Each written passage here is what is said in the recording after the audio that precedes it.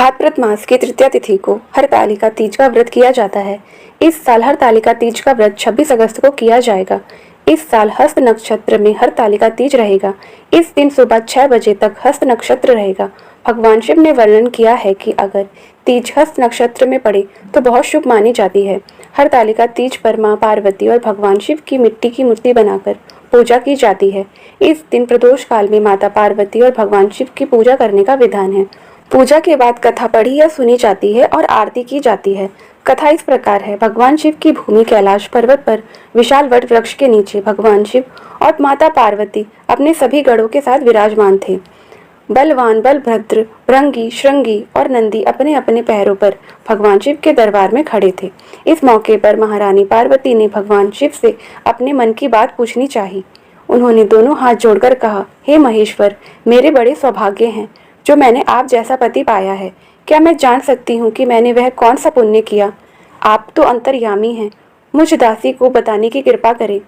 महारानी पार्वती की ऐसी प्रार्थना सुनकर भगवान शंकर बोले, तुमने अति उत्तम पुण्य का संग्रह किया था, जिसकी वजह से तुमने मुझे प्राप्त किया। वह अति गुप्त व्रत है, लेकिन मैं तुम्हें बताता हूँ। वह व्रत भाद्रपद मास के शुक्ल पक्ष की तीज के नाम से प्रसिद्ध है। यह व्रत ऐसा है जैसे तारों में चंद्रमा, नवग्रहों में सूर्य, वर्णों में ब्राह्मण, पुराणों में महाभारत, वेदों में साम, इंद्रियों में मन होता है, इतना श्रेष्ठ है।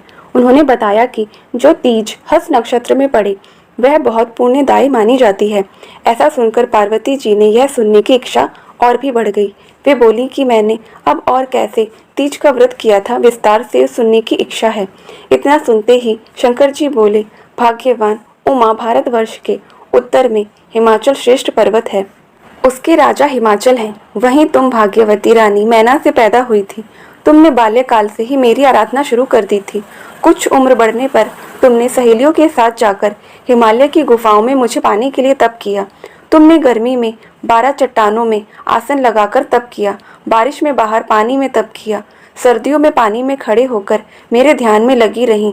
तुमने इस दौरान वायु सूंघी, पेड़ों के पत्ते खाए और तुम्हारा शरीर क्षीण हो गया था। ऐसी हालत देखकर महाराज हिमाचल को बहुत चिंता हुई। वे तुम्हारे विवाह के लिए चिंता करने लगे। इसी मौके पर नारद देव आए। राजा ने उनका स्वागत किया और उनके आने का कारण पूछा। तब नारद जी ने कहा, राजन, मैं भगवान विष्णु की तरफ से आया हूँ। मैं चाहता हूँ कि आपकी सुंदर कन्या को योग्य वर प्राप्त हो। सो बैकुंठ निवासी भगवान विष्णु ने आपकी कन्या का वरण स्वीकार किया है। क्या आपको स्वीकार है? राजा हिमाचल ने कहा, महाराज, मेरा सौभाग्य है जो मेरी कन्या को विष्णु जी ने स्वीकार किया है और मैं अवश्य ही उन्हें अपनी कन्या उमा का कन्यादान करूंगा। यह सुनिश्चित होने के बाद नारद जी बैकुंठ चले गए और भगवान विष्णु से उनके विवाह का पूर्ण होना सुनाया।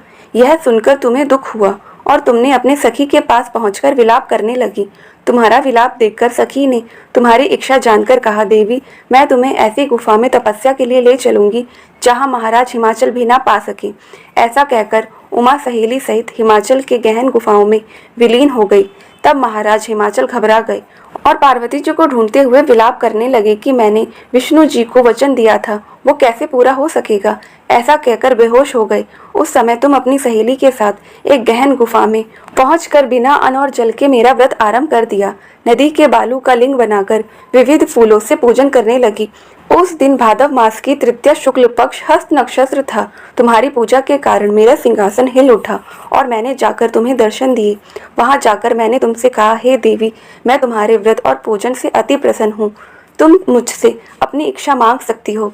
इतना सुन तुमने लज्जित भाव से प्रार्थना की कि आप अंतर्यामी हैं, मेरे मन के भाव आपसे छिपे नहीं हैं, आपको पति के रूप में पाना चाहती हूँ। इतना सुनकर मैं तुम्हें एवमस्तु इच्छित पूर्ण वरदान देकर अंतर ध्यान हो गया। इसके बाद तुमने बालू की मूर्ति विसर्जित करके नदी पर गई, जहाँ नदी के तट पर तुम्हारे नगरवासी हिमाचल के साथ मिल गए।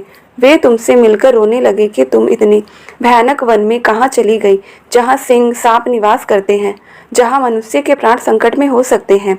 ऐसे पिता के घर जाने के निवेदन पर तुमने कहा कि पिताजी, आपने मेरा विवाह भगवान विष्णु के साथ स्वीकार किया है, इस कारण मैं वन में रहकर अपने प्राणों को त्याग दूंगी। तब वे बोले, शोक मत करो, मैं तुम्हारा विवाह भगवान विष्णु के साथ कदापि नहीं करूंगा, उन्हीं सदा शिव के साथ करूंगा। इसके बाद महाराज हिमाचल ने रानी मैना सहित खुश होकर मेरा और तुम्हारा विवाह कराया।